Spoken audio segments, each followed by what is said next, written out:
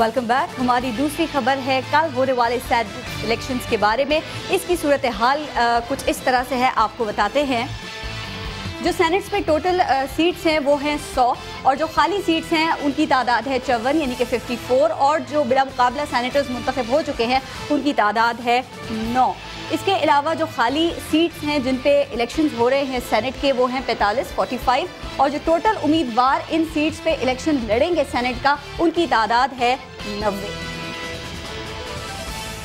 इस senate election में सियासी जमातों के दरमियान मुफाहमती पॉलिसी तमाम तर कोशिशों के बावजूद नाकाम हो गई है और असेंबलियों में नुमाइंदगी रखने वाली जमातों में मुज़ाकरात के बावजूद महज 9 सेनेटर्स को बिला मुकाबला मुंतखब कराया जा सका है, जबकि खाली होने वाली बाकी 45 सीट्स पर इलेक्शन कल हो रहे हैं। इलेक्शन के लिए कवायद और ज़वाबित जारी कर दिए गए हैं, जबकि फतह यकीनी बनाने के लिए उम्मीदवारों ने तिजोरियों के मुंह खोल दिए हैं। एक एक सीट की कीमत 13.5 करोड़ रुपए तक पहुंच गई है। सेनेट इलेक्शंस के लिए ऐसी सूरत हाल क्यों है और इन इलेक्शंस के बाद क्या सूरत हाल होगी, इसी पर हम बात करेंगे सीनियर सहाफ़ी और तज्ज़ियाकार नज़ीर लगारी साहब से। अस्सलाम वालेकुम नज़ीर लगारी साहब।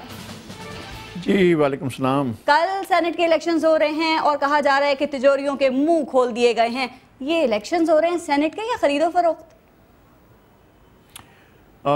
हम एक तजर्बे से गुज़र रहे हैं और अफसोसनाक बात यह है कि तजर्बे तवील होते जा रहे हैं। हमने जब शुरू में हुए थे, जब हमने ये इंस्टीट्यूशन सेनेट का मुतारिफ़ कराया था 1973 में, तो उस वक्त ऐसी सूरत हाल नहीं थी कि सेनेटर्स जो हैं वो उनके लिए अरकान बिके हों और सेनेट की सीटें ख़रीदी गई हों।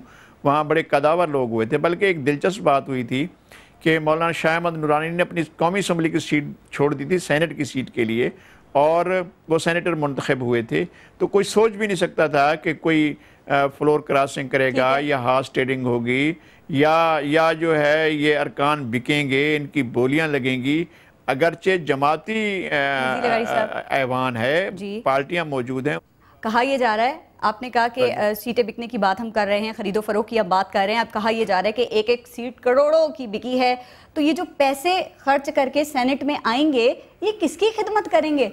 खिदमत किसकी करेंगे ये भी बताइएगा, या आपके ख्याल में अपना लॉस पूरा करेंगे पहले फिर बाद में कोई काम करेंगे? मेरा ख्याल ये है कि लोग लॉस पहले तो अपना ही पूरा करेंगे। जो लोग सीट खरीद कर आएंगे वो तो जाहिर है कि पहले अपना लॉस पूरा करेंगे। मैं बहुत से लोगों को भी जानता हूं जिनके पास सीट खरीदने की सकत नहीं है, इस्तात नहीं है। मुझे पता है उनके पास इतना पैसा नहीं है कि वो इतनी महंगी सीटें खरीद सकें।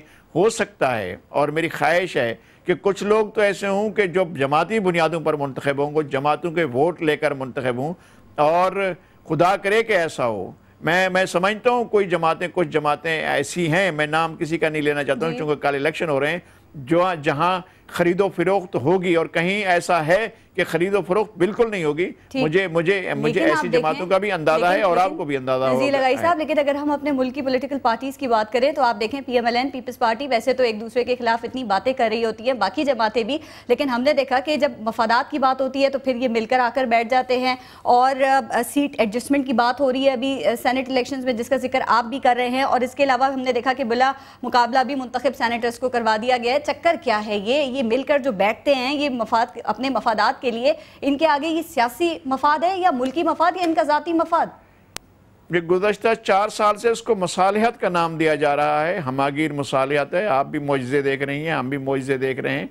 और ये जो है वो कभी मसालिहत होती है, कभी मुखासमत होती है, कभी तनाज़ा होता है, कभी झगड़ा होता है, कभी सुलह होती है, कभी अपोजिशन होती है, कभी फ्रेंडली अपोजिशन होती है, कभी दोस्ती होती है। जिसका आप जिक्र कर रहे हैं ये आवाम के लिए क्यों नहीं होती है? अपने मफादात के लिए तो कर लेते हैं।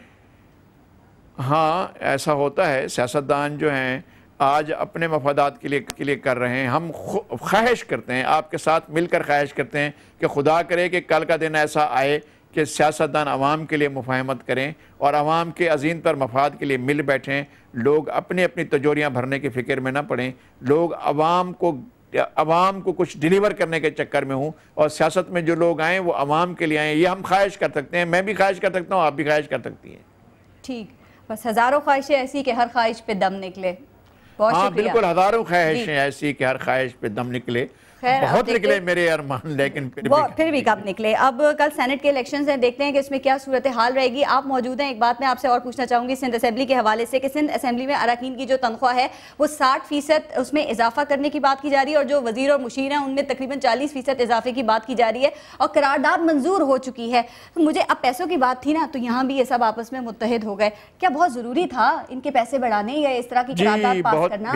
بیچارے بہت غریب ہے. آپ کو پتہ ہے بہت لوور کلاس کے ہیں سارے کے سارے، بہت بیچارے غریب ہیں اور افراتفری میں رہتے ہیں. ان کے پاس پیسے نہیں ہوتے ہیں.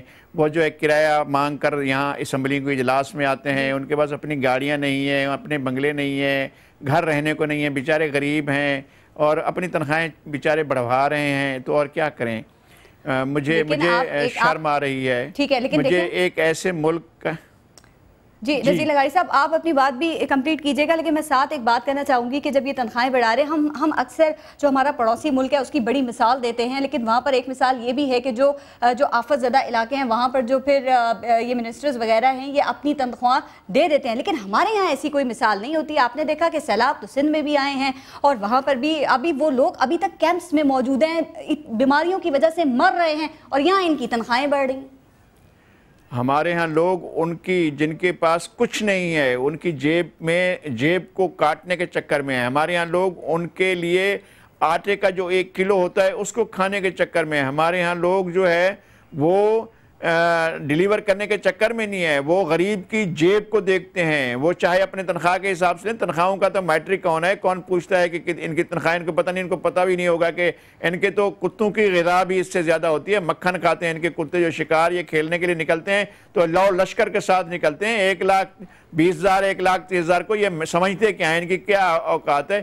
یہ ارکان اسمبلی یا یہ جو ہمارے وزراء ہیں یہ تو بادشاہ ہیں. ان کے کچن کا خرچہ جو ہے وہ 3 دن کا 1 لاکھ سے زیادہ. آپ جو بات کریں اس میں بہت سی جماعتیں ایسی بھی ہیں جو عوام کے نام پر آئی ہیں، عوام کے نام پر سیاست کر رہی ہیں، وہ بھی ایسے ہی کرتی ہیں. ساری عوام کے نام پر آتی ہیں، تو سارے عوام کے نام پر آتے ہیں، عوام سے ووٹ لیتے ہیں، عوام کے پاس جاتے ہیں. ووٹ کیوں ملتا ہے عوام کو؟ اب تو سمجھ آ گئی ہوگی نا ان کی. میرا خیال ہے کہ عوام کے پاس آپ اس سلسلے کو نہ کٹنے دیں. آپ کے صرف ایک ویجیلنس رہیں کہ ووٹ کا سلسلہ نہیں کٹنا چاہیے. اگلے ووٹ میری آنکھیں شاید دیکھیں گی، لیکن آپ یقیناً دیکھیں گی کہ جب یہ سارے کے سارے اس طرح سے نہیں ہوں گے اور ایسے لوگ آئیں گے جن کے بارے میں لوگ کہیں گے کہ یہ ہیں جو قانون کے رکھوالے ہیں، یہ ہیں جو ڈیلیور کرنے کے لیے آئے ہیں، یہ ہیں جو گورننس کے لیے آئے ہیں. آج زیرو گورننس ہے، آج زیرو ڈیلیوری ہے، لوگوں کو کچھ نہیں ملتا ہے. لیکن اب میں آپ بھی دیکھیں گی، میں بھی دیکھوں گا کہ لوگوں کو مل رہا ہوگا، اور یہ لوگ نہیں ہوں گے، آنے والے لوگ ہوں گے، آخری بات بتا دیں، ویژن کے لوگ ہوں گے. آپ کہہ رہے ہیں کہ ہم دیکھیں گے بڑی اچھی چیزوں کو انشاءاللہ تعالی. یہ سیاسی کلچر کچھ ویسے عنقریب بدلنے کے چانسز آپ کو لگ رہے ہیں؟ ان میں کچھ یہ جو سیاسی کلچر اب چل نکلا ہے ہمارے یہاں، یہ کچھ تبدیل ہوگا؟ میں سمجھتا ہوں کہ عوام کے راستے میں رکاوٹیں نہ ڈالی جائیں تو بہت کچھ بدل جائے گا.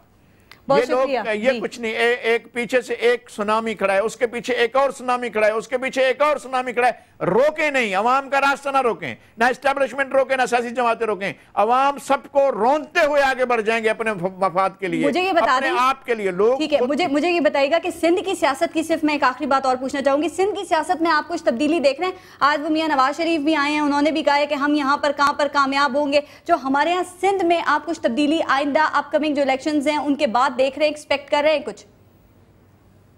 میں یہ کہہ رہا ہوں کہ سندھ کی لیڈرشپ ہے پیپلز پارٹی. آپ پیپلز پارٹی کو مظلوم نہ بننے دیں، پھر لوگوں کو فیصلہ کرنے میں آسانی ہوگی. اگر آپ نے مظلوم بنا دیا، آپ نے ان کو شہید کر دیا، کوئی ایسا واقعہ ہو گیا، مس ہیپ ہو گیا، اور یہ کھڑے ہوں گے کہ جناب ہمیں تو کچھ کام ہی نہیں کرنے دیا گیا، ہمیں تو دیوار سے لگا کر رکھا گیا، ہم تو کام کرنا چاہتے تھے، ہم تو روزانہ پیشوں پر ہوتے تھے، ہمیں تو ڈیلیوری نہیں کرنے دیا گیا. اور اس طرح سے جو ہے ان کو موقع ملے گا وہ مظلوم بننے کا. مظلوم نہ بننے دیں، شہید نہ بننے دیں، پھر لوگوں کو موقع ملے گا.